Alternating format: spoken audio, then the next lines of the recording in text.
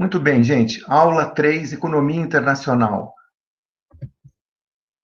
Vamos continuar com a disciplina Economia Internacional. Estamos falando sobre comércio internacional e as teorias explicativas do comércio. Ao final da aula, vou propor mais uma atividade para vocês fazerem. Além disso, responder alguns exercícios ou desenvolver alguns exercícios aqui na aula mesmo, tá bom? Hoje são as teorias neoclássicas. Vocês vão de lembrar que na semana passada eu falei sobre as teorias clássicas, principalmente o conceito de vantagens absolutas e vantagens comparativas. Hoje, para a questão das teorias neoclássicas, o capítulo do Krugman, Economia Internacional, é o capítulo 4, tá certo? Então, falaremos sobre a introdução. Eu, ao invés de falar sobre o modelo neoclássico, vou direto para o modelo de Heckscher-Ohlin e vou passar mais tempo ali, porque esse é o principal modelo neoclássico da teoria do comércio internacional. Muito bem, comércio internacional, mostramos na semana passada que existem ganhos da participação no comércio internacional para os vários países, os diversos países ganham. Né? No caso das teorias clássicas da semana anterior, né, a ideia era que países com diferentes tecnologias de produção vão ter diferentes produtividades do trabalho e, portanto, com essas diferentes produtividades do trabalho, vão poder ter a vantagem absoluta na produção de um bem ou vantagem comparativa na produção de um bem e trocar com outro país. Então, nós mostramos o caso aí, Brasil e Estados Unidos, café e máquinas, e como, quando a gente tem as vantagens absolutas de cada um dos dois países em cada produto, cada país irá se especializar num dos dois produtos, onde ele tiver maior produtividade do trabalho, que seja no menor número de horas para produzir um determinado produto. Bem, mesmo quando um país possui vantagem absoluta na produção de dois produtos, mesmo assim vai compensar, vai existir um arranjo no qual um país comparativamente vai ter vantagem em um produto e o outro país vai ter vantagem comparativamente no outro, certo? Também mostramos esse exemplo, e de modo que os dois países ganham com o comércio internacional. Também comentamos o fato de que essas produtividades do trabalho, que são o número de horas para produzir um determinado produto, são muito difíceis de, na prática, serem medidas. Então, no século XX, nos anos 60, um economista, Bela Belassa, inventou um índice de vantagem comparativa revelada, o qual mede a vantagem comparativa entre dois países para a produção, para a exportação de um determinado produto.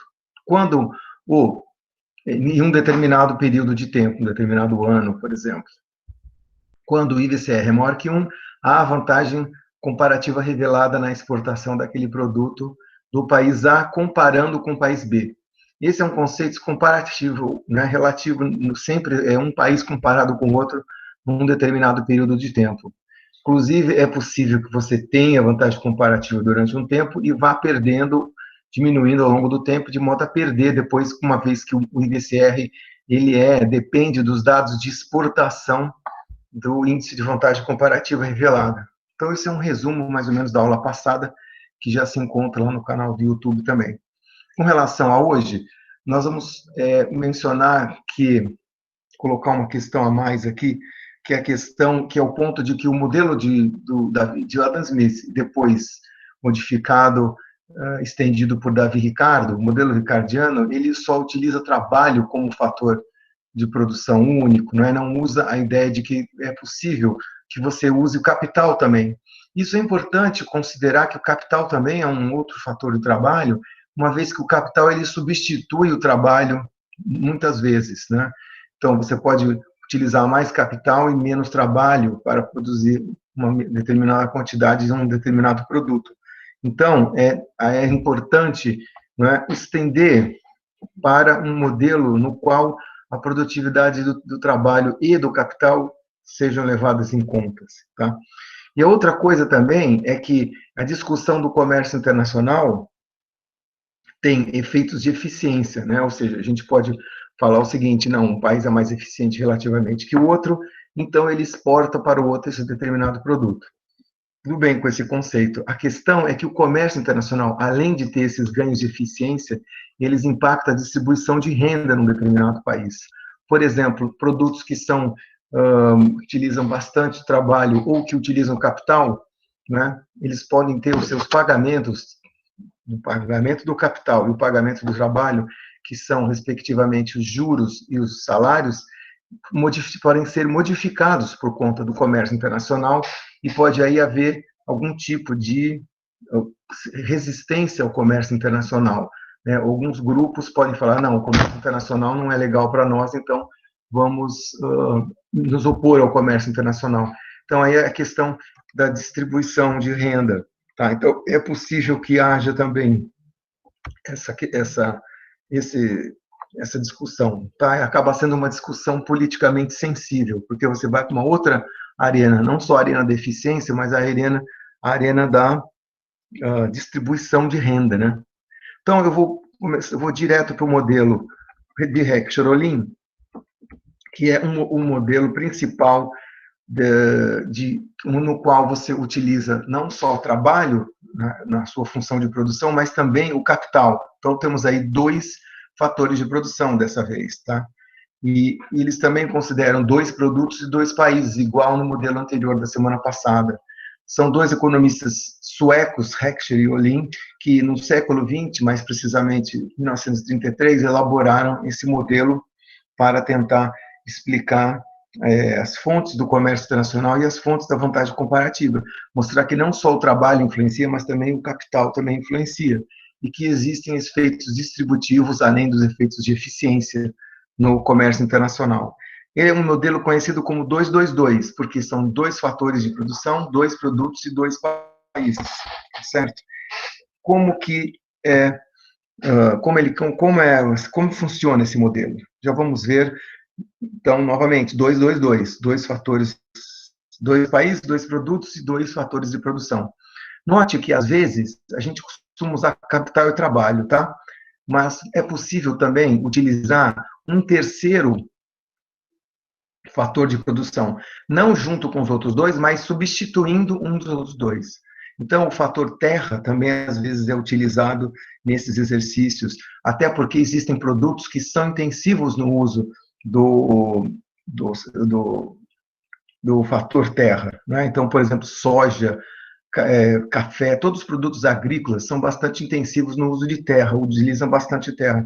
Então, aí, cabe talvez trocar ou o fator capital ou o fator trabalho pelo fator terra. Tá? Então, alguns exercícios aí, você pode ver que vai aparecer não trabalho e capital, mas vai aparecer trabalho e terra ou capital e terra, tá certo? Então, mas continua sendo o modelo 222, tá certo? Dois produtos, né, que seriam dois setores, dois países, dois fatores, trabalho e capital. No caso, os fatores eles são móveis, no seguinte sentido, que eles podem ser utilizados pelos dois setores. Posso usar capital e trabalho no setor 1 e no setor 2, e, enfim, à medida que vai sendo necessário mais produção num setor, o capital e o trabalho podem migrar para esse setor, mas não podem migrar internacionalmente, ou seja, não podem ir de um país para o outro. O que é, vamos dizer assim, um pressuposto meio forte, à medida que a gente sabe que tem bastante migração internacional, tanto principalmente do fator capital, mas o fator trabalho também migra bastante, né? É só você olhar os fluxos de imigração recentes, né, do século XX. Cabe notar aqui, como esse modelo é do século XX, 1933, numa época em que economias ainda eram relativamente fechadas por conta né, já havia tido a Primeira Guerra Mundial, então a economia, por isso talvez que eles assumiram de que os fatores não podem mover internacionalmente. Mas, enfim, isso é um detalhe aqui do modelo, né? Então, os dois países têm as mesmas tecnologias, e esse é um ponto importante. Ao contrário do modelo anterior, no qual os países tinham diferentes tecnologias, ou seja, eles usavam diferentes produtividades do trabalho, aqui nós temos, a gente usa o trabalho, usa o capital, mas vai ter a mesma tecnologia. Então, o mesmo jeito que eu produzo café num país, vai ser o mesmo jeito que o outro país usaria o café também, o que também talvez seja um pressuposto meio forte. Mas, enfim, vamos avançando com o modelo para mostrar os resultados que diferem um pouco realmente do modelo anterior, mas digamos que complementa o modelo anterior, tá? Inicialmente, estamos em autarquia, ou seja, não há comércio internacional, então isso quer dizer que os dois países produzem os dois produtos e usam localmente, não há comércio internacional. Inicialmente, aí depois a gente vai abrir para o comércio internacional, tá? Bom, nesse sentido, Brasil e Estados Unidos são os dois países, como exemplo.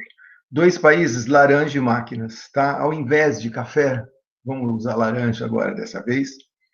E dois fatores, não só o trabalho, mas agora trabalho e capital, certo?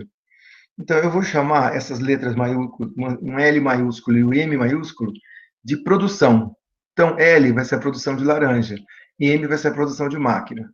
Com esse coeficiente aí, B, e o coeficiente E, seria o país no qual eu estou produzindo laranjas. Então, LB, laranjas no Brasil, MB, máquinas no Brasil, LE, laranjas nos Estados Unidos, e ME, máquinas nos Estados Unidos, certo? Cada país também vai ter seu estoque de capital, que estão aí marcados com essas letras K e T. K, capital, T, trabalho.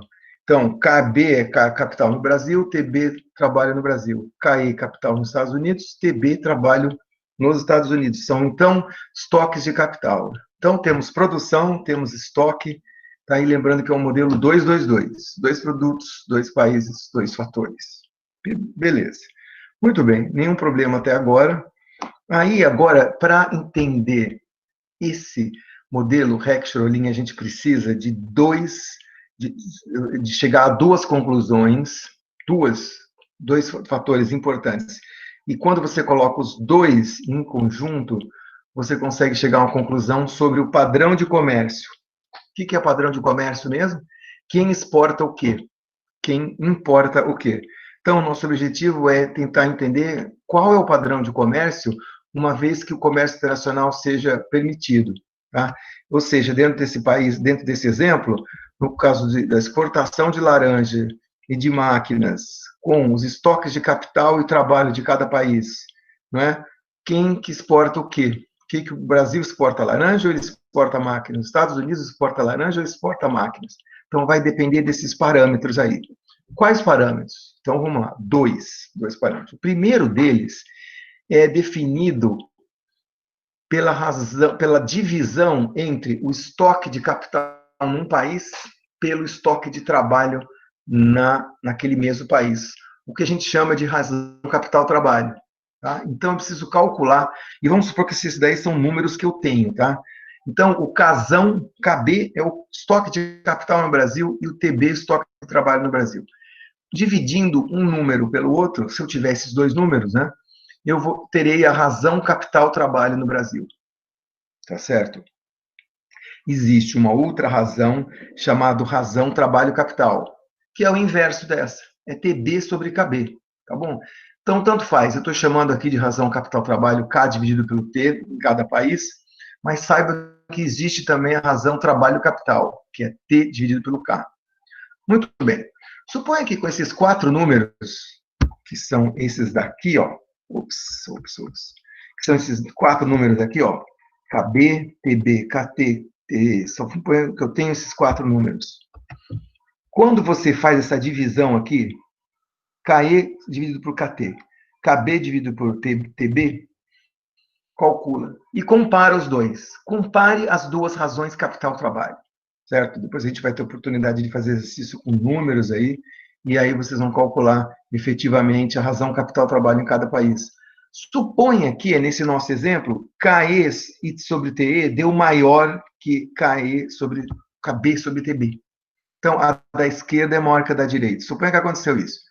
O que quer dizer? No que isso implica? Esse é o primeiro ponto importante dessa teoria de Heck-Schroling. Quando KT nos Estados Unidos é maior que KE, KB, né, KT sobre no Brasil, quando isso ocorre, significa que, bem, para um mesmo denominador, dizer que o da esquerda é maior que o da direita é a mesma coisa dizer que o K daqui é maior que o K daqui. Então, significa que para um mesmo denominador, dizer que esse é maior que esse, significa que este é maior que este. Então, para o país E, Estados Unidos, o estoque de capital é relativamente maior nos Estados Unidos do que o estoque de capital no Brasil, que é exatamente o que eu escrevi aqui. Tá certo? Bem, se vocês fizerem o inverso, T sobre K nos Estados Unidos, e comparar com o T sobre K no Brasil, vai ser o oposto, tá? O T sobre K no Brasil, necessariamente, vai ser maior do que o T sobre K nos Estados Unidos. O que quer dizer que o trabalho é mais, relativamente mais abundante no Brasil. Então, chegamos a essa primeira conclusão aqui. Se isso aqui for verdade, significa que o capital é relativamente mais abundante nos Estados Unidos. Ou seja, tudo mais constante, Estados Unidos tem mais capital que o Brasil. E o contrário com relação ao outro fator, que se chama trabalho. O contrário. Trabalho é relativamente mais abundante no Brasil. Beleza? Então, chegamos a essa primeira conclusão, ela é super importante e vamos usar depois essa conclusão aí, tá? Anota aí no bolso, anota no caderninho que a gente vai usar essa daqui a pouquinho, tá? Bom, cada fator de produção tem o seu preço, ou seja, o dinheiro, o gasto que a gente paga para utilizar tanto o capital quanto o trabalho. Então, os juros é chamado retorno do capital, ou o preço do capital, enquanto o salário, e a gente chama de R. O salário, a gente chama de W, que é nada mais do que o preço do trabalho, tá bom? Então tem isso também, os fatores, ele tem preços. Respectivamente, eu chamei de juros R e salário W. Beleza. Bem, quando um país tem, ele é mais abundante numa coisa, certo? Tudo que aquilo que abunda, o preço é menor, certo? Essa que é a ideia. Qualquer mercado, em qualquer coisa do mundo. Então, se no caso dos Estados Unidos ele é mais abundante em capital, o preço no capital dos Estados Unidos vai ser mais barato do que o preço do capital no Brasil. E a outra conclusão que a gente chegou é que o trabalho é mais abundante no Brasil, né? Usando o inverso das relações capitais-trabalho aqui, o T sobre K aqui e o T sobre K. Bom, se tem o trabalho é mais abundante no Brasil, isso significa que ele é mais abundante, então no Brasil o trabalho, ou seja, os salários, são menores que os salários nos Estados Unidos, tá certo? No outro país, o fator que não abunda, ele vai ser escasso, que não é abundante, ele vai ser escasso, portanto vai ser mais caro. Então, olha, com isso aqui, capital mais abundante nos Estados Unidos e trabalho mais abundante no Brasil, já chegamos a essa outra conclusão aqui, né, sobre os salários e os juros, certo? Significa que os juros é mais barato no Brasil, né? E os salários são mais baratos no Brasil, tá certo? Então, olha, esse é o primeiro ponto que a gente vai utilizar para tentar descobrir o padrão de comércio.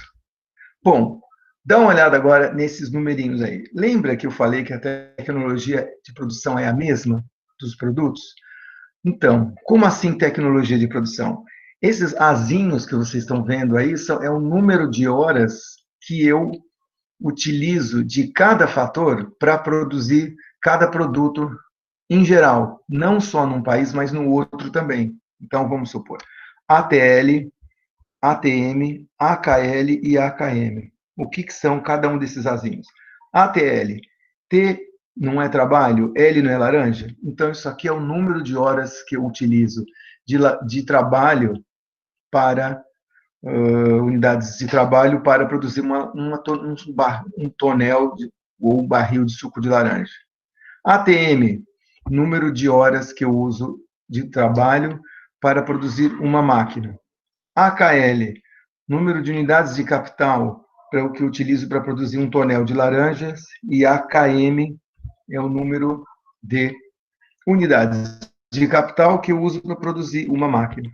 Esses quatro azinhos, ao contrário do exemplo da semana passada, na teoria das vantagens comparativas, esses azinhos são os mesmos para os dois países, tá certo? E aí, o que eu faço? Eu vou comparar isso dividido por isso com isso dividido por isso para cada produto. tá certo? E o inverso dela eu também posso calcular. Então, peraí, calma aí. Dê uma olhada aqui com calma. O que está escrito à esquerda? AKM dividido por ATM. Vejam vocês, lembra que a gente acabou de falar da relação capital-trabalho? Que era o estoque de capital dividido pelo estoque de trabalho em cada país? Pois é, aqui também tem uma espécie de razão capital-trabalho, né? É o AKM dividido pelo ATM. Então, é o capital que é utilizado em máquina dividido pelo trabalho utilizado em máquina. É uma espécie de razão capital-trabalho para a máquina. E aqui na direita, AKL sobre ATL. Isso.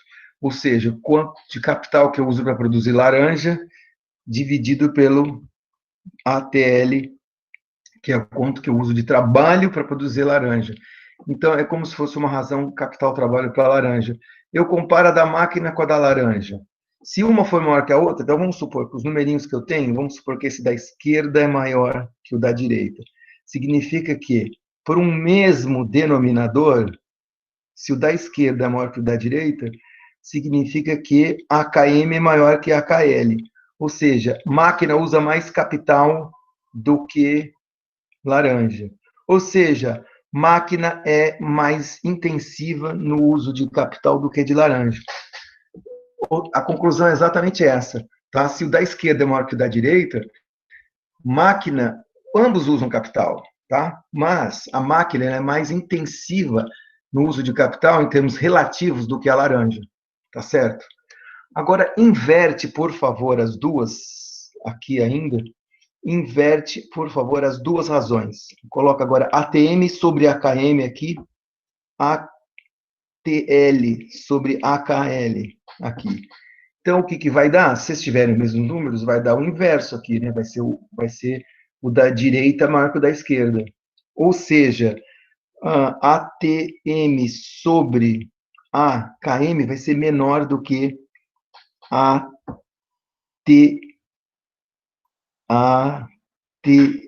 sobre AKL. Então, se esse cara da direita é maior que o da esquerda, significa que laranja é relativamente mais intensiva no uso de trabalho do que capital, do que máquina. Então, vai depender dos numerinhos, dos parâmetros, tá? Da tecnologia. Vai depender. Então, eu chego a essas duas conclusões. Essa segunda conclusão aqui, que a máquina, nesse caso, ela é mais intensiva no uso de capital do que laranja. E a outra conclusão, né, é que a laranja é mais intensiva no uso de trabalho do que a máquina. É meio que como se fosse assim, máquina usa capital e trabalho, mas ela usa relativamente mais capital. Laranja também usa as duas coisas, mas ela usa relativamente mais trabalho do que a máquina. Então, com essas duas informações em mãos, eu posso agora chegar à conclusão que Rex e Olin chegaram no 1933 sobre o padrão de comércio dado se a gente tiver os estoques de capital de trabalho e tiver um número de horas para que a gente gasta de trabalho e de capital para produzir os dois produtos, que é a ideia do padrão de comércio. Tá? Então, como que vai ser? Agora, não estamos mais em autarquia, estamos falando em padrão de comércio internacional.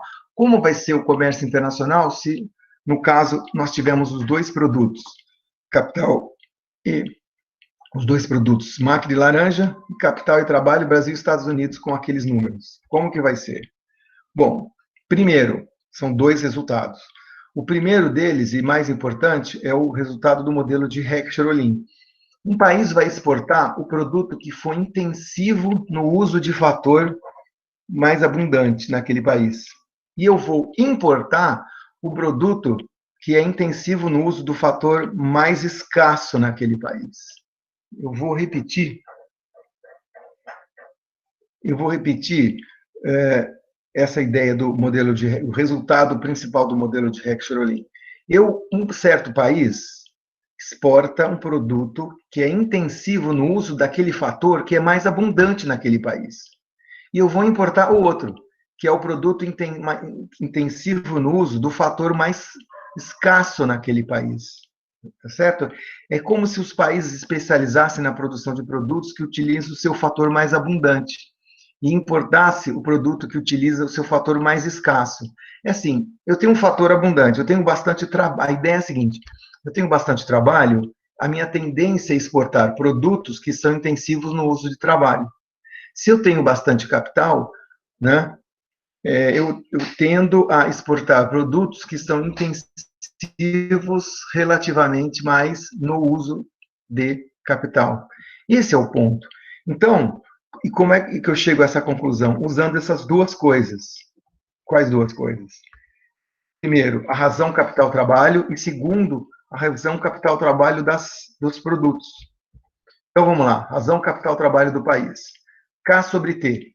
Compara, você tem os dois estoques de capital de trabalho no Brasil e nos Estados Unidos. Calcula as duas. Está aqui, ó, K sobre T. Nos Estados Unidos. Está aqui a mesma K sobre T no Brasil. Compara as duas. Qual deu maior? Deu maior que essa daqui da esquerda, maior que a da direita. Então, significa que, com o mesmo denominador, o cara de cima é maior que né, na esquerda do que na direita. Então, KE é relativamente maior que KB. Então, os Estados Unidos, ele é mais abundante no estoque, no fator capital. Se os Estados Unidos for relativamente mais abundante no capital, deriva imediatamente que o Brasil ele é relativamente mais abundante no trabalho. Por quê? Porque é só inverter agora, bota T sobre K nos Estados Unidos e T sobre K no Brasil, vai dar o oposto. Aqui esse maior vai virar menor. Então, temos essa conclusão aqui, essa primeira conclusão. Capital é relativamente mais abundante nos Estados Unidos e no Brasil trabalha relativamente mais abundante.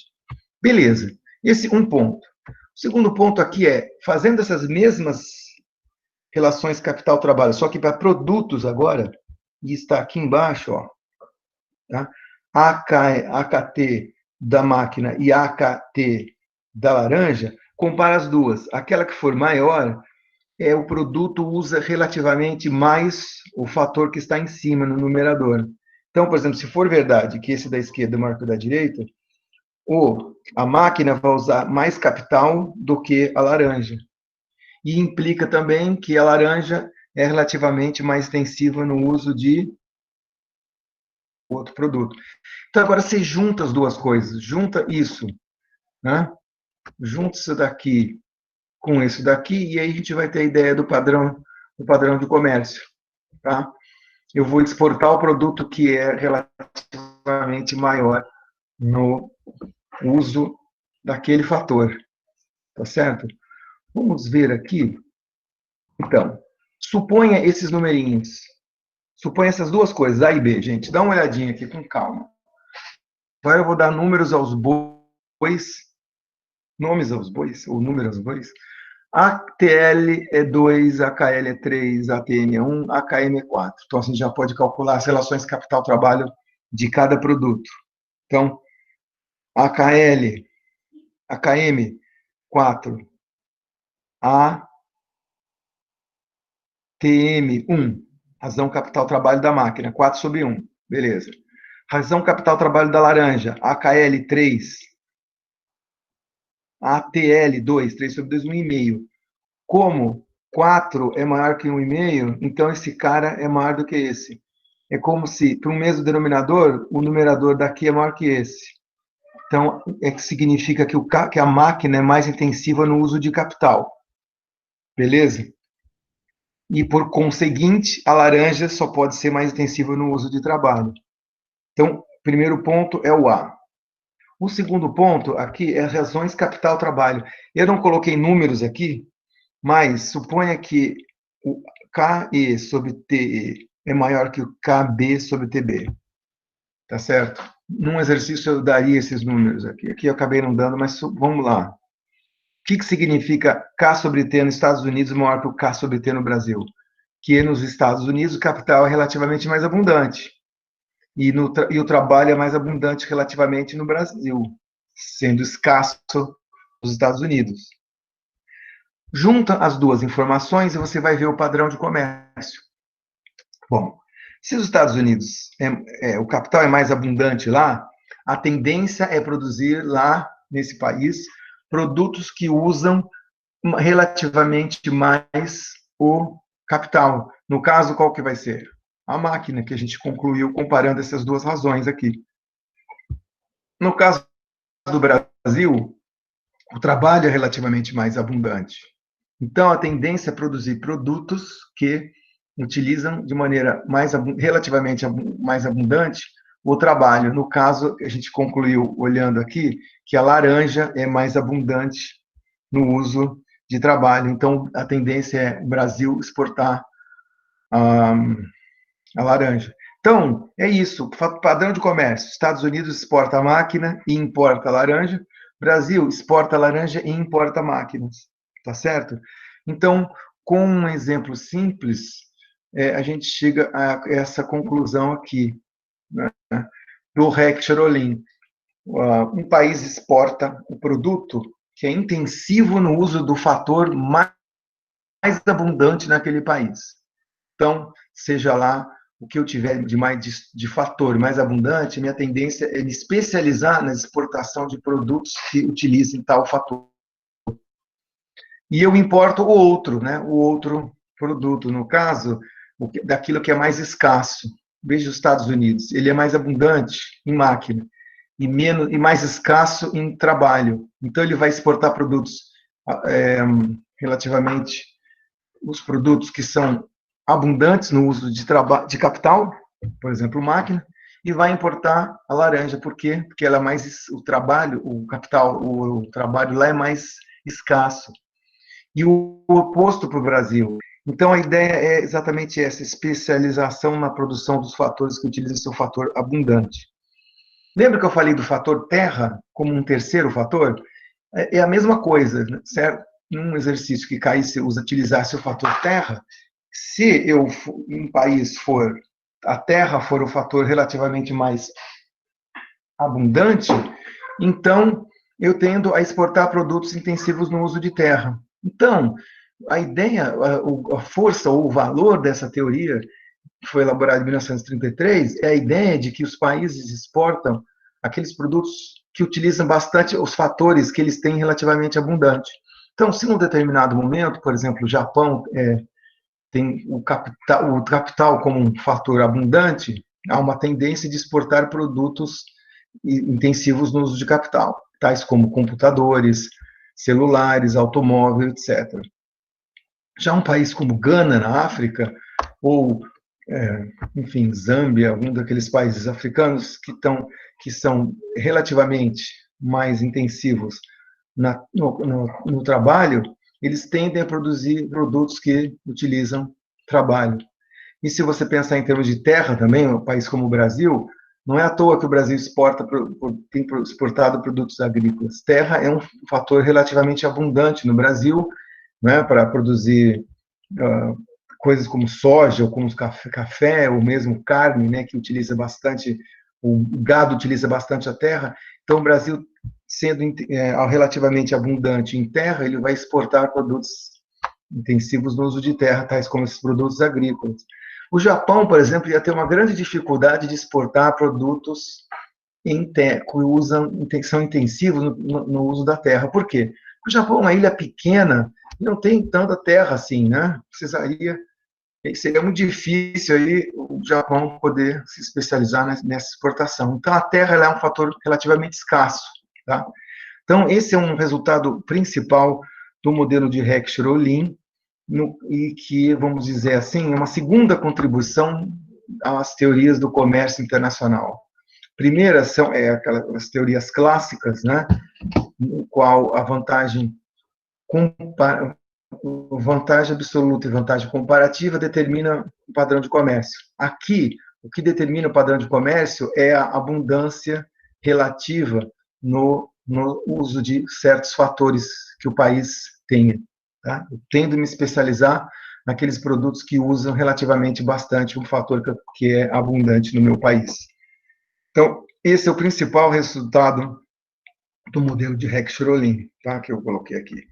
Bem, existe um outro resultado também, que ele depende de uma como é que eu vou dizer, de um pressuposto importante, tá? Que é a ideia da equalização dos fatores. É como se, uma vez que eu coloco livre comércio entre países, uma vez que os produtos vão fluindo entre os dois produtos, entre os dois países, vão mudando o preço relativo dos fatores naqueles dois países. Pensa, antes do comércio internacional, desse exemplo anterior aqui, no caso do Brasil e dos Estados Unidos, sendo e capital e trabalho e capital de um lado e laranja e máquina são os dois produtos, Brasil e Estados Unidos. Com esses números, a gente chegou à conclusão que o Brasil exporta laranja e os Estados Unidos exporta máquina. Tudo bem. Bom, como o trabalho é mais abundante no Brasil, inicialmente o salário é menor no Brasil e maior nos Estados Unidos. No capital, o que acontece? Bem, o capital ele é mais abundante nos Estados Unidos. Então, como ele é mais abundante, o seu retorno, que é o juros, o preço do capital, é mais baixo nos Estados Unidos e maior no Brasil. O que a equalização de fatores diz é que, à medida que ocorre o comércio internacional, irá mudando aos poucos vai tendo uma espécie de equalização dos preços dos fatores. Na verdade, Heck e Olin, eles assumem até que eles chegam a equalizar totalmente, ou seja, é como se existisse agora um salário mundial que não é nem o salário do Brasil, nem o salário dos Estados Unidos, e sim um número intermediário. E a mesma coisa com os juros. Os juros não vai ser nem mais os juros do Brasil ou os juros dos Estados Unidos, e sim um juros intermediário, para haver uma equalização à medida que o comércio vai se dando. Esse já é um resultado mais difícil, eles provam teoricamente, mas do ponto de vista da prática é um pouco mais difícil de você observar isso aqui, esse fator teórico aqui se verificando na prática, porque os fatores como capital e trabalho, eles não são os primeiros substituídos de maneira perfeita. E segundo, eles não se movem internacionalmente numa velocidade que o teoria assumiria, né? Então, existe imigração entre os dois países? Existe, mas é uma imigração limitada. Até porque, se fosse ilimitada, talvez a equalização ocorreria, mas, enfim, os países não permitem, né, que haja uma imigração irrestrita. É só ver, por exemplo, Donald Trump, o que ele faz lá com os imigrantes que estão tentando entrar nos Estados Unidos ou mesmo os imigrantes na Europa, né? Existem restrições fortes à imigração, e mesmo ao capital, que talvez exista uma restrição menor, essas restrições já foram maiores, principalmente da parte de países em desenvolvimento. Então, esse segundo fator aqui, a equalização de fatores, ele é uma tendência, tá? Mais do que a número 1, que é mais forte, essa daqui, do Heck Schrolin, o resultado deles, ele é mais forte do que essa segunda conclusão aqui, da equalização dos fatores. Essa equalização dos fatores é só uma tendência, mas que tem uma maior dificuldade de se verificar na prática, tá? E já o resultado de Heck ali é um resultado mais forte, que é a ideia de que os países se especializam na produção de produtos que utilizam o seu fator mais abundante. Muito bem. Então, agora nós temos duas explicações para o comércio internacional. Eu vou mostrar agora para vocês, pula essa parte aqui, e vou mostrar para vocês alguns resultados do modelo de Heck-Schrolin. O principal resultado é que os países tendem a exportar os produtos que usam de maneira intensiva seus fatores abundantes e tendem a importar os produtos que usam de maneira mais intensiva seus fatores escassos. Tá? Eu acho que já ficou mais ou menos clara a ideia, mas isso daí explica bastante o comércio internacional vamos dizer assim, da primeira metade do século XX, que é o tempo o tempo de vidas deles, aí explica bastante, principalmente, o que a gente chama de comércio. Ele é muito forte, o modelo para explicar o comércio norte-sul. O que é o comércio norte-sul? Bem, na época, e talvez até hoje, bastante, é uma grande medida, o concentrava os países mais desenvolvidos e os países com alto estoque de capital. O sul concentrava a maior parte dos países que tinham estoque de trabalho, tá? Ou mesmo terra, se preferir usar terra no seu modelo, certo? Então, nesse sentido, era trocar produtos. Os países do norte, por terem um estoque abundante relativamente de capital, produziam produtos intensivos no uso de capital e exportavam para os países do sul, que, por sua vez, exportavam produtos intensivos no uso de trabalho para os países do norte. Então, isso explica bastante o comércio entre os países desenvolvidos e em desenvolvimento daquela época, tá certo? Então, nesse sentido, é um resultado forte de Rexrolim bastante para os anos 30, né? O que ocorre, por outro lado, é que à medida que o tempo vai passando e que alguns países vão se desenvolvendo e começam a ficar com um status um pouco mais ambíguo sobre ser do norte e sobre ser do sul, o resultado de Rex Tirolim vai ficando mais fraco, né? Por exemplo, países como a Coreia do Sul, Taiwan, alguns tigres asiáticos, né, começam a ser mais intensivos no uso de capital à medida que a economia deles vai se desenvolvendo e eles vão produzindo, vamos dizer assim, produtos também intensivos no uso de capital, né? Então você vê aí produtos de computação, de eletrônica sendo desenvolvidos na Coreia, em Taiwan, etc., Singapura, etc. e tal. Outra coisa que o modelo não explica, o Rex Tirolim, que também no século vai começando a crescer bastante após a Segunda Guerra Mundial, portanto, depois do desenvolvimento desse modelo, é o tal do famoso comércio norte-norte. A Guerra Mundial fez duas guerras, mas no caso a segunda fez um estrago muito grande no comércio internacional, praticamente paralisou o comércio entre os principais países do mundo, o qual foi retomado no período pós-guerra, a partir de 1945, 46, né?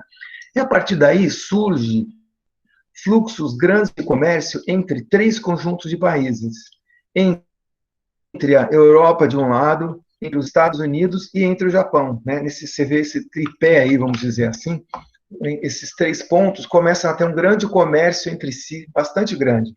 Só que esse comércio não é um comércio típico de Rex Tirolim. Veja que o comércio de Rex Tirolim é entre países desenvolvidos e em desenvolvimento. Eu exporto um produto intensivo em capital e importo um produto intensivo no trabalho, ou o contrário, certo? Então, esse é o comércio norte-sul. E o comércio norte-norte, como explicar? Comércio entre Europa e Estados Unidos, Japão, Japão, Europa. Como é possível? Por quê? Qual é o paradoxo aí? É o fato de que os países do hemisfério norte, todos são, em sua grande parte, intensivos no uso de capital. Então, como é que os Estados Unidos pode exportar para a Europa, sendo que a Europa também exporta produtos intensivos em capital? Tá? Então, eles não é o padrão Rex Tirolim, esse comércio entre Estados Unidos e Europa. Mesma coisa entre Estados Unidos e Japão, ou entre Japão e Europa. Tá? Então, você vê aí os Estados Unidos exportando automóvel para a Europa e importando automóvel para a Europa. Como é possível isso? Isso se chama comércio intraindústria, né? Ou seja, dois produtos de intensivos no uso de capital sendo trocados. Como que é possível? Bem, para isso a gente vai precisar de um outro referencial teórico que a gente vai ver na semana que vem, tá? Que é o comércio baseado em economias de escalas, o modelo de Paul Krugman de 1984. Mas agora, né, o ponto é que o comércio Rex Tirolim ele é muito bom para explicar comércios do tipo norte-sul, ou seja, entre países que são intensivos no uso de um tipo de fator e países que exportam produtos intensivos no uso do outro fator, tá? Aí o Rex Tirolim é um bom modelo, tá certo? Muito bem. Então vamos lá, agora eu vou mostrar para vocês aí dois exercícios e depois eu vou pedir para vocês nas próximas semanas completarem essa atividade 3 aqui, que são esses dois exercícios que estão no final do slide. Eu acho que vocês não têm essas informações aqui, eu adicionei depois, então vou ter que reenviar para vocês esse PowerPoint 3 aqui, com a atividade 3 aqui depois, tá? Não fique tranquilo que eu vou enviar, talvez ainda hoje ou máximo amanhã, tá? Mas antes de falar sobre essa atividade 3, vamos dar uma olhada nesses... Quantos exercícios? Temos 2 exercícios resolvidos aqui, tá? Vamos lá. O primeiro exercício é sobre a semana passada. O segundo exercício é sobre a aula de hoje, tá certo? Ou seja, o segundo exercício é sobre Heck-Cherolin e o primeiro exercício é sobre vantagens comparativas e vantagens absolutas. Bom, aqui, considere o modelo ricardiano, ou seja, vantagens comparativas. Suponha que a produtividade do trabalho na Argentina e no Brasil, que são os dois países, né, de 2 produtos, trigo e automóveis, são, respectivamente, 3 horas de trabalho por tonelada de trigo e 30 horas de trabalho por tonelada por automóvel. No caso da Argentina e no caso do Brasil, 2 horas de trabalho para produzir uma tonelada de trigo e 10 horas de trabalho para produzir um automóvel. Então, aí é a aula passada, certo? Aí nós estamos pedindo aqui 3 coisas, basicamente. Primeiro, liste todos os custos de oportunidade de um produto em relação ao outro nos 2 países. Depois, se houver o comércio internacional entre Brasil e Argentina, qual seria o padrão de comércio entre Brasil e Argentina nesses 2 produtos, trigo e automóvel? E, finalmente, esses números que são aí são os azinhos ou a produtividade do trabalho, né? Mas suponha que as produtividades do trabalho não são observáveis, tá? Não são conhecidas, mas ainda assim você precisa analisar vantagens comparativas de um grupo de países em determinado grupo de produtos, tá? Aqui eu estou pegando 2, mas generalizando aqui, eu tenho vários produtos e vários países. Que tipo de dados você poderia utilizar nessa análise? E tendo esses dados, que método você vai utilizar para avaliar vantagem comparativa de países? Explique. Então, essa item C, nós também falamos sobre isso na aula passada. Bom, então vamos lá. Antes de começar a resolver o item A, o que são esses números aí? 3, 30, 2 e 10, respectivamente. Bom, eu vou chamar T de trigo, A de automóvel, Azão de Argentina e Bzão de Brasil, tá? Então, nesse sentido, o que são esses numerinhos 3 e 30, que são referentes à Argentina? São o número de horas para produzir trigo na Argentina e o 30 é o número de horas para produzir automóvel na Argentina. Então, o 3 é o CT Azão, ou seja, número de horas para produzir trigo na Argentina, 3 horas. 30 é C, ou A, né? Você pode usar a letrinha A, melhor dizendo. O 30 é o Azinho, T, automóvel da Argentina. O 30 é Azinho, automóvel, Azão, da Argentina. E esse 2 e esse 10, que são números relativamente ao Brasil? Bom, o 2 é o CTB, ou seja, o número de horas de produção. ATB, não C, ATB, o número de horas para produzir trigo no Brasil. E o 10 é o AAB, é o número de horas para produzir automóvel no Brasil, certo? Então, com posse desses 4 números, eu posso listar os custos de oportunidade de produzir um produto em relação ao outro em cada um dos 2 países. De que maneira? Desse modo aqui, tá certo?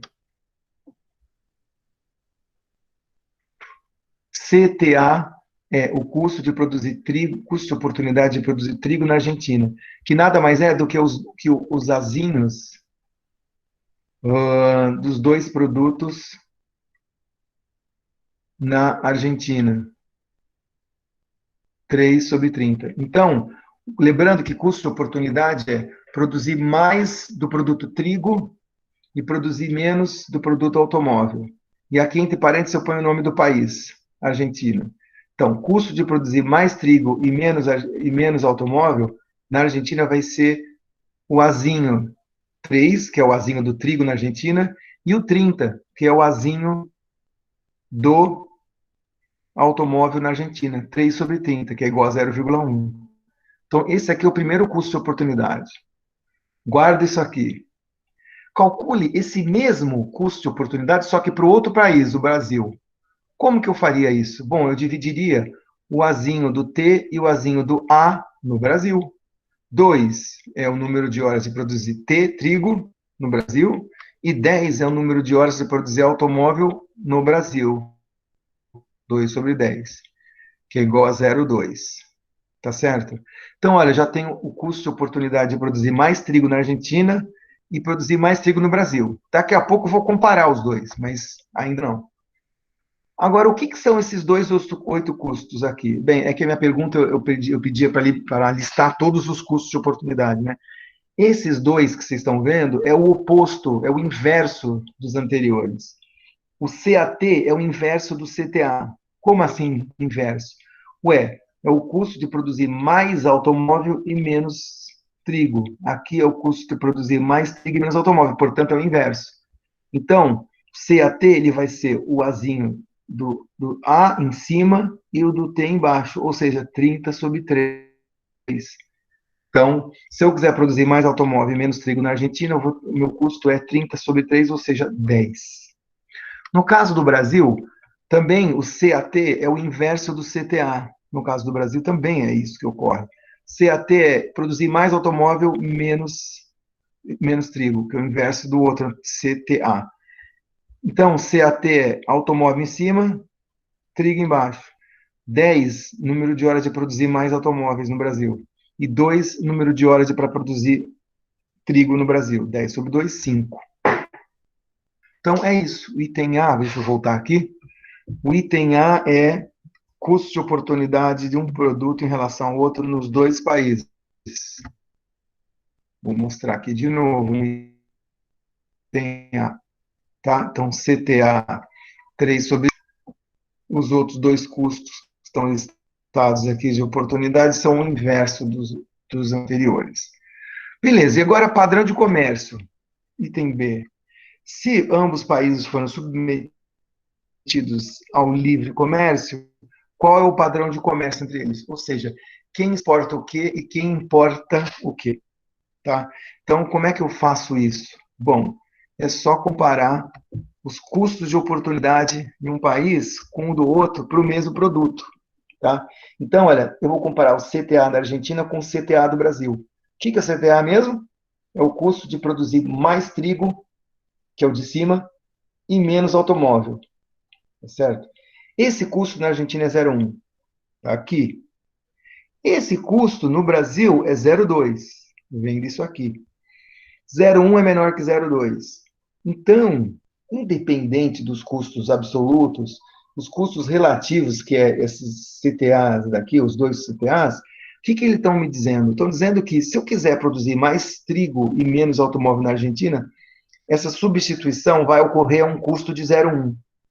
Essa mesma substituição, mais trigo, menos automóvel, vai custar no Brasil 0,2, é maior.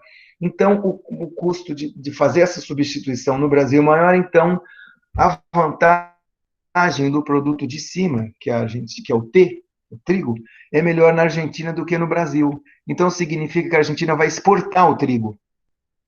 E o Brasil, inversamente, vai importar o trigo.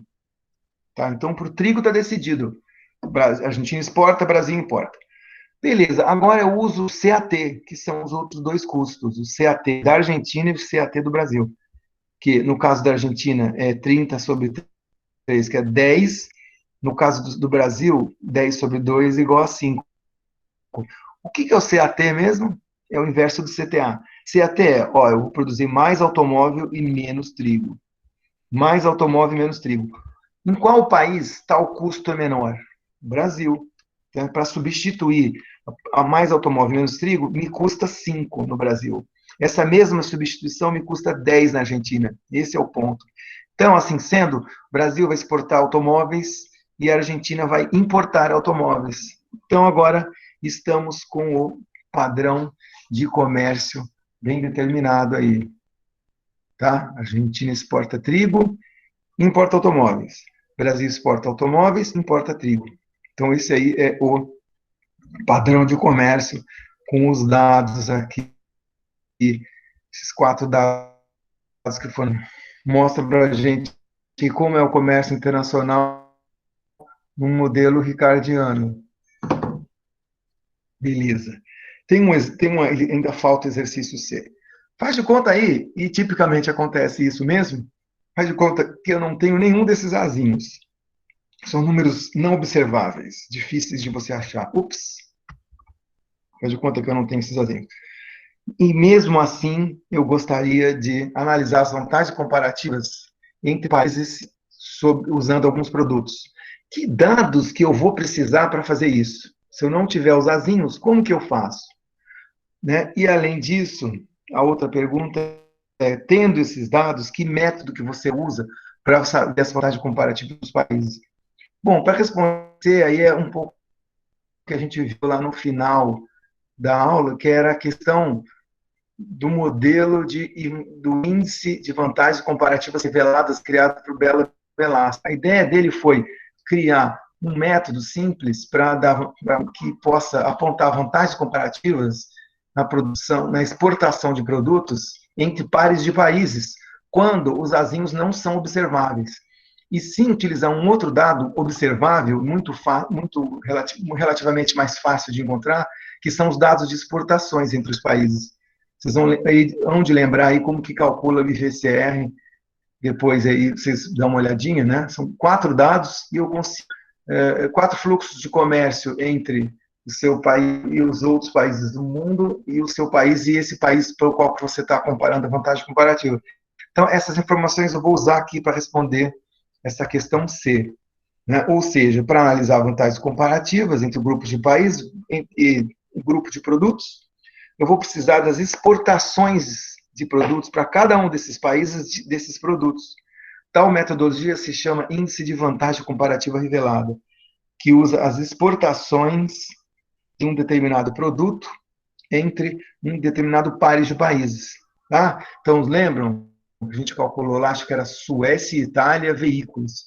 Tá? Com esses 4 fluxos de exportações, ou seja, as exportações da Suécia para a Itália, de automóveis de todos os produtos, e as exportações da Suécia para todos os países, de automóveis e de todos os produtos, com esses 4 dados eu consigo saber se há vantagem comparativa na exportação de um determinado produto entre 2 pares de países. Então, esse C é isso, o método é o IVCR, e os dados são as exportações entre os países. Tá bom? Então, esse primeiro exercício é sobre a aula passada e sobre a aula de hoje. Tá? Lembrando que da aula passada eram as vantagens absolutas e vantagens comparativas, e hoje nós estamos falando sobre o modelo de Heck-Chorolin, cuja principal resultado é este daqui. Eu tendo a exportar os produtos que utilizam de maneira intensiva o fator abundante no meu país, e tendo a importar o outro, o produto que usa intensivamente fatores escassos, que eu tenho pouco no meu país. Então, aí, por conta disso, eu coloquei esse exercício para vocês aí, para dar uma olhadinha, uma pensada sobre esse material da aula de hoje. Então, vamos lá. Bom, eu vou falar agora sobre o Mercosul. O Mercosul é uma área de livre comércio entre 4 países sul-americanos.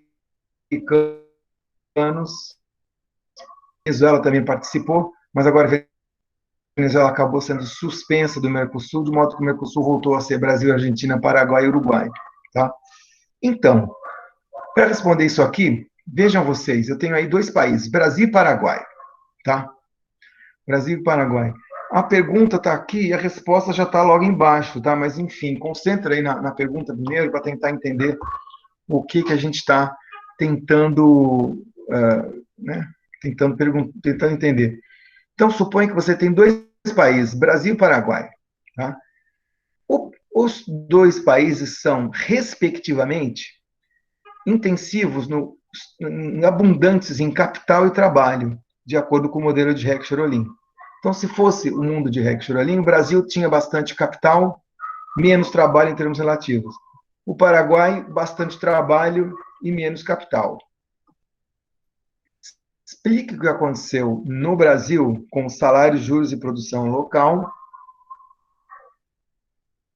nessa produção de produtos intensivos em capital e trabalho, quando o Brasil formou uma área de livre comércio chamada Mercosul com o Paraguai.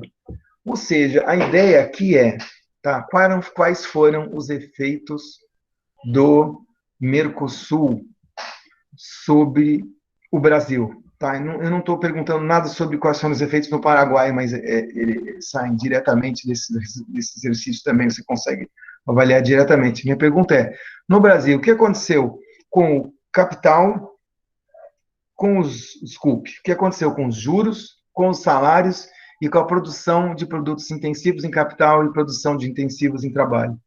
Então, eu vou precisar usar essas duas coisas aqui, ó. A primeira delas que eu vou precisar usar é essa daqui. Eu tendo me especializar na produção de produtos que utilizam o meu fator abundante. Tá? Então, é isso o que um tratado de livre comércio faria ao longo do tempo. Por quê? Porque agora eu estou tendo...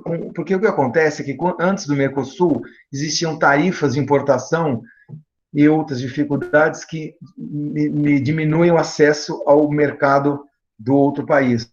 No caso, o Brasil tinha menos acesso ao mercado do Paraguai.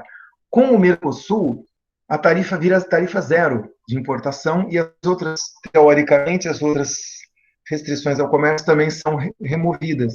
Então, é como se eu tivesse acesso total ao mercado paraguai e o Paraguai ao mercado do Brasil. Essa que é a ideia dos tratados de livre comércio, que nós vamos explicar bastante lá na frente, vamos voltar a falar sobre isso. Então, vejam vocês que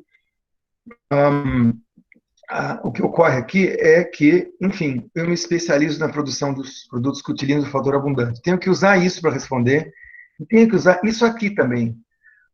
Quando há o livre comércio, há uma tendência para equalizar o preço dos fatores. Há uma tendência. Não necessariamente vai ocorrer totalmente essa tendência, mas né, mas existe essa tendência de equalizar os preços dos fatores. Ou seja, antes do Tratado de Livre Comércio, o Brasil tem um estoque de capital e o Paraguai tem um estoque de capital. O Brasil tem um estoque de trabalho, o Paraguai tem um estoque de trabalho. Isso vai implicar em preços de salários e juros diferentes. Quando há o comércio internacional, vai ter uma tendência a equalizar alguma coisa no meio, tá? Lembre-se desse segundo resultado. Bom, então, com essas duas coisas, dois resultados principais de Heck-Cherolin, eu já posso responder essa questão aqui, que está lá no final, ó. Essa questão. Então, vamos lá. Brasil e Paraguai. Para você ver como é tudo relativo, né? O Brasil ele pode ter menos capital em termos relativos comparado com o Japão, mas comparado com o Paraguai, o Brasil ele tem um estoque relativo maior de capital do que o Paraguai, né? Então existe esse tipo de coisa. E aliás, né, ao longo do tempo, países emergentes, mais desenvolvidos, são alguns dos países antigos subdesenvolvidos, cresceram e viraram uma categoria intermediária, né? Países como México, Argentina, Brasil, África do Sul, enfim, Indonésia, eles não são países típicos mas como os países mais pobres, que têm um alto estoque de trabalho e baixíssimo estoque de capital. Não podemos dizer que o Brasil tem um baixíssimo estoque de capital, né?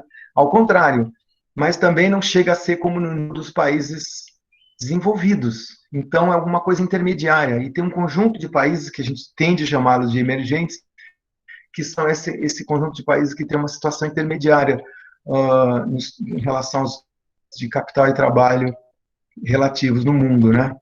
Então, a gente não chega a ser sul igual países mais pobres como Gana, Sudão do Sul, Eritreia, Etiópia, mas também não chega a ser como os países mais desenvolvidos como, sei lá, Japão, Reino Unido, tá?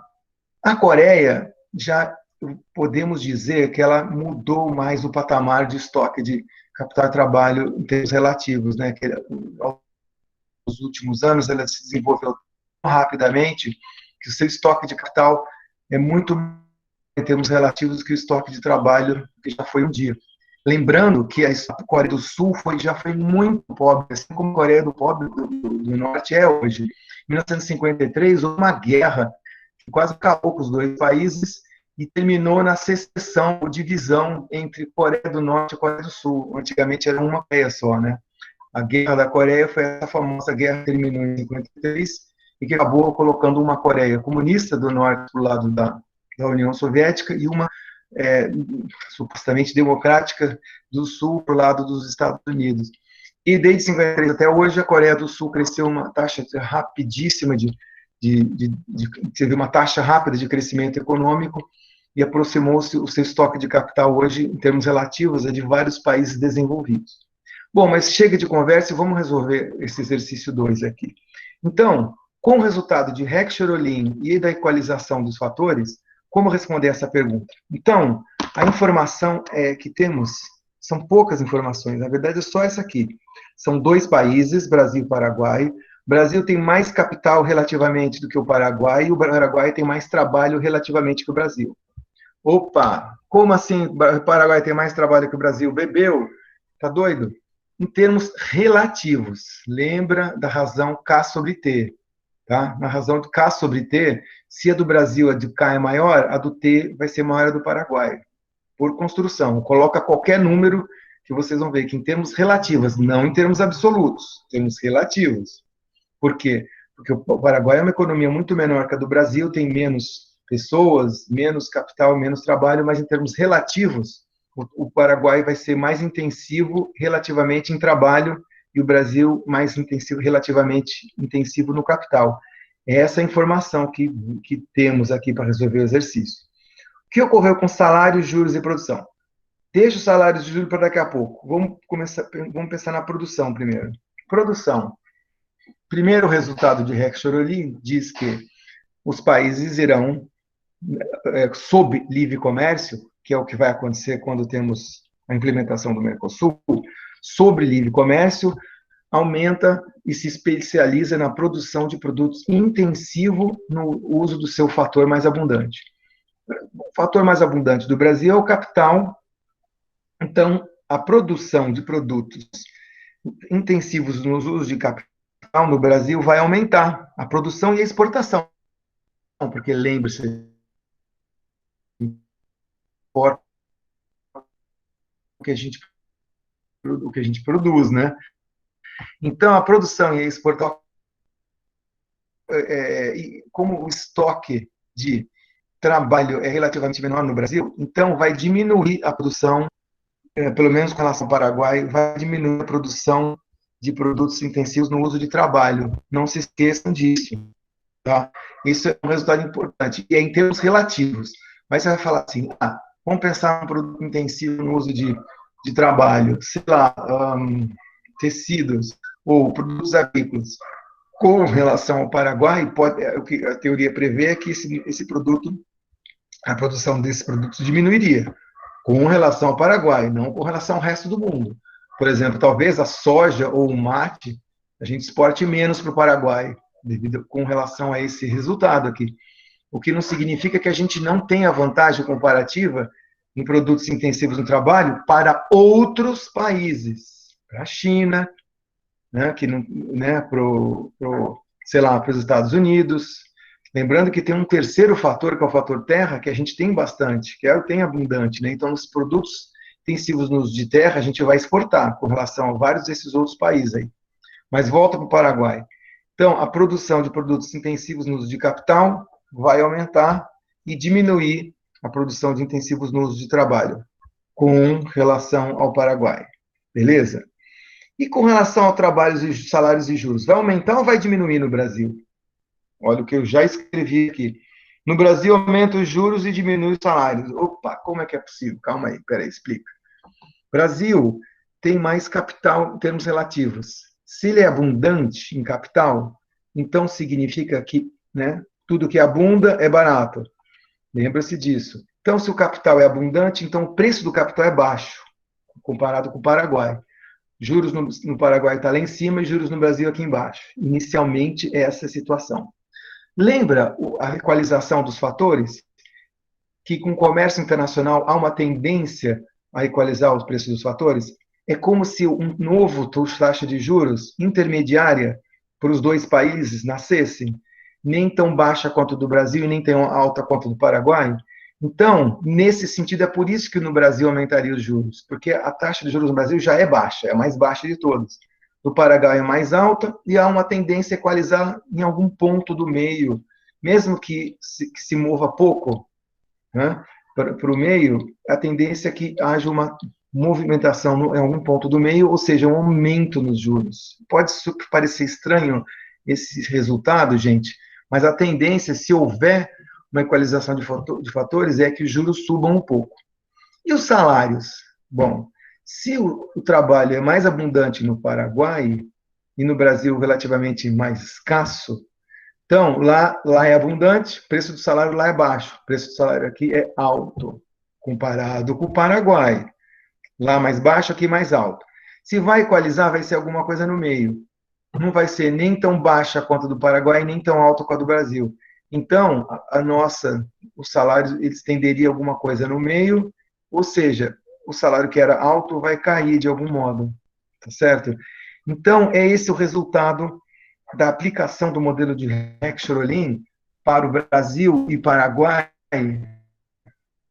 no caso de uma adoção do Mercosul e de uma utilização do resultado de que o Brasil tem mais capital relativamente ao Paraguai e menos trabalho em termos relativos, tá? Então, esse aqui é um exercício bastante interessante e aplicação do Heck-Schroling. Bom, para vocês entregarem até daqui a 1 ou 2 semanas, de máximo de prazo, temos 2 exercícios aqui. O exercício 1 tem a ver com a aula 2. O exercício 2 tem a ver com a aula 3. Aula 3 hoje. Aula 2, semana passada. Então, aqui eu dou algumas informações de dados, informações sobre o comércio Brasil e Zâmbia, não é? E eu tenho alguns dados aí de exportação entre Brasil e Zâmbia, produto máquinas, não é isso?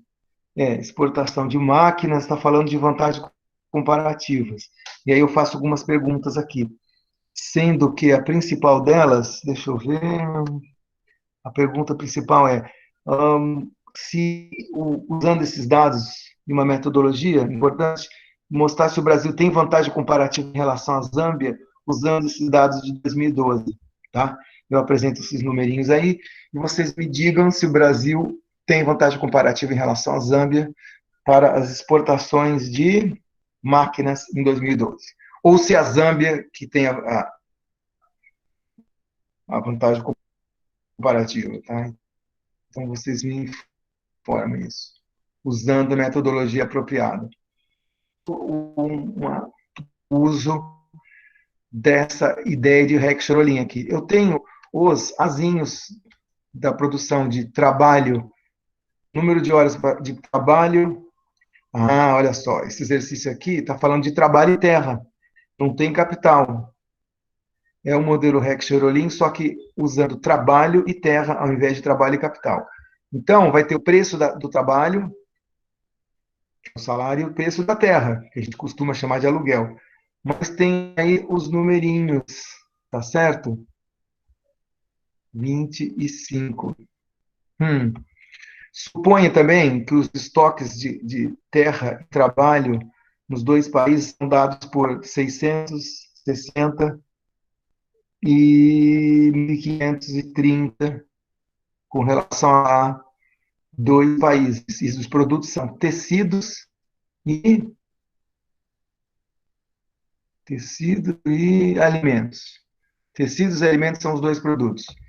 Então, modelo 222, produtos, tecidos e alimentos. Fatores, terra e trabalho. Países, são dois países aí. E dois países são local e estrangeiro. Nem pus nome aí, Estados Unidos e Brasil, nada disso. País estrangeiro, país local. Tá? Então, determine o padrão de comércio. Padrão de comércio, quem importa o quê, quem importa o quê. Só relembrando para ajudar aqui a resolver esse exercício, lembrem que tem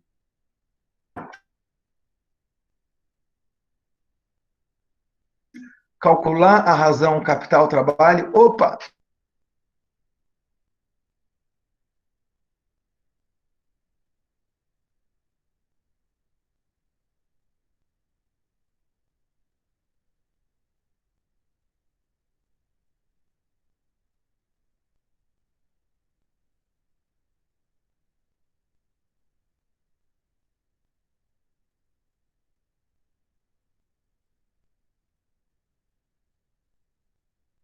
Dois, enfim, vai ter um padrão. Aí depois você usa esses numerinhos. Não, perdão. Você usa os numerinhos de baixo. O número 660, o número 1500 e o número 30 para ver os estoques de trabalho de terra. Estoques de trabalho de terra e ver se a economia estrangeira ou a economia local tem uma maior razão. E aí você vê quem que é mais abundante em terra e quem que é mais abundante em trabalho. Aí você vem aqui para cima e vê, usando esses dois números, que são razões, para ver quais produtos é intensivo no uso de trabalho e qual produto é intensivo no uso de terra. Usa as duas informações, você chega ao padrão de comércio. Se a economia local exporta, sei lá, ela vai exportar alimento ou tecido. A economia estrangeira vai exportar alimento ou tecido. Tá? Então, essa questão 2 é um pouquinho mais difícil, mas é referente ao material de hoje, tá certo? Dúvidas, vocês me falam, e, enfim, tem aí 1 ou 2 semanas para resolver essa atividade 3, tá certo? Bom, é isso. Por hoje, bom, já acabamos, já apresentamos aí o material. E se tiverem dúvidas, aí eu vou pedir para vocês né, se manifestarem, vão conversando por e-mail e, e